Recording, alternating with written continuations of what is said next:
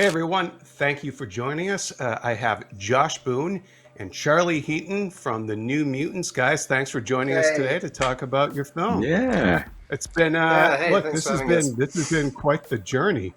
This is it's Yes, great it to have you has. guys here.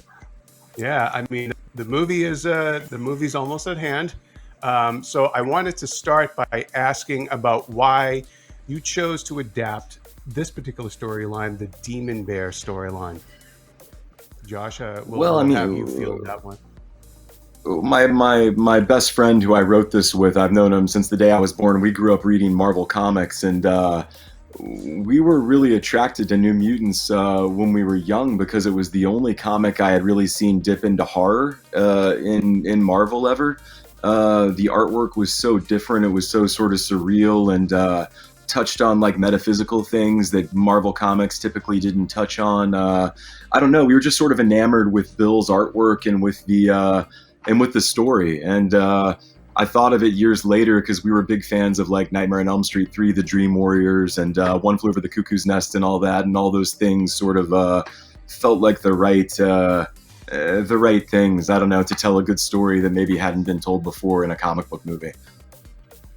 Charlie, were you familiar at all with the New Mutants before you joined the project? Actually, no, not really. I mean, I was familiar with the X-Men franchise, but not the offshoot of the New Mutants. Not until meeting Josh. But yeah, for me, yes, similarly to kind of joining this project, I think the attraction was this kind of this contained kind of subgenre of an X-Men movie, and to tell something different and to kind of see these characters in a different space was kind of what attracted me in the beginning.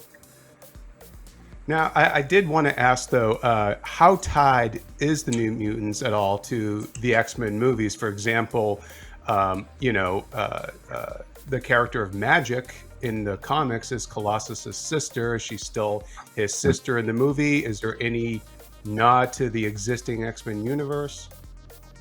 Yeah, I mean, we did, it took multiple drafts to really get this to the screen, and it's funny, it was much more connected to the X-Men universe in earlier drafts, and it became more and more of its own thing as we went along.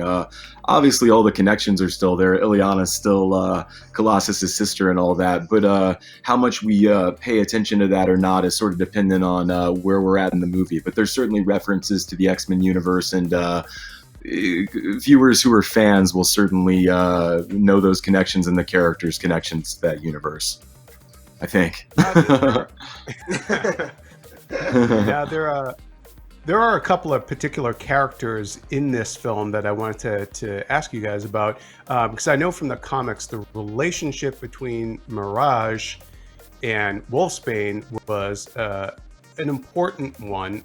They had a very specific bond. Is that part of this film adaptation at all? Yeah, I mean, it sort of inspired really where their relationship went when we wrote the script, because their relationship in the comics was telepathic, and we always felt like, Nate and I just always felt like that was had a natural way it would go on screen to help sort of facilitate what we liked about in the comic. So yeah, definitely. We tried to use, really all the characters' backstories from the comic and tried to use as much from the comic as we could, and we just sort of twisted it a little here and there to fit kind of what we were trying to do. Josh, I believe in the past you had mentioned that this was viewed as at one point as a possible trilogy. I was wondering if you could kind of reveal or tease what the narrative plans were for that trilogy, any characters you might have introduced, that kind of thing.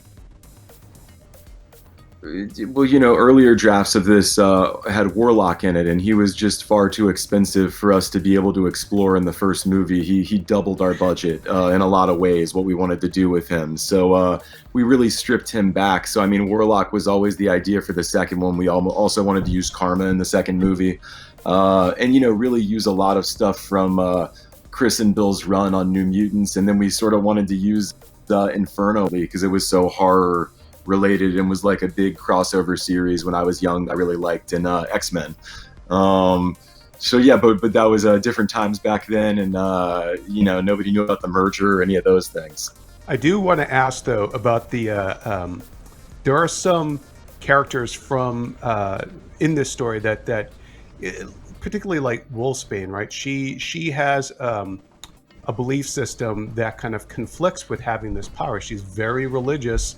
It's almost a kind of a medieval European thing where it was like if something physically was not quite normal with you, you thought like God had smited you or something like that. Do her sort of religious convictions and that sort of internal struggle that she had in the comics, does that come into play at all in the movie? Absolutely. I mean, I was really attracted to her character, maybe even more than the rest in terms of relating to her, because I was raised by very religious parents who believed that, you know, the rapture was going to happen and that demons and angels were real. So, like, I understood Rain in a real way and her conflict in a real way. So, yeah, we played with that stuff as much as we could. It's an integral part of her character in it for sure. I also want to ask, like, Josh, I believe your pitch at one point was that this is Stephen King meets John Hughes. What are sort of the Stephen King elements to this? I can imagine a few, but I'd love to hear your sort of idea of where the Stephen King influence of it all comes in here. Well, it's fun. The Institute hadn't come out yet. You know, it was sort of even a couple of years away when we started this. So I was really thinking of Firestarter and The Shop and things like that.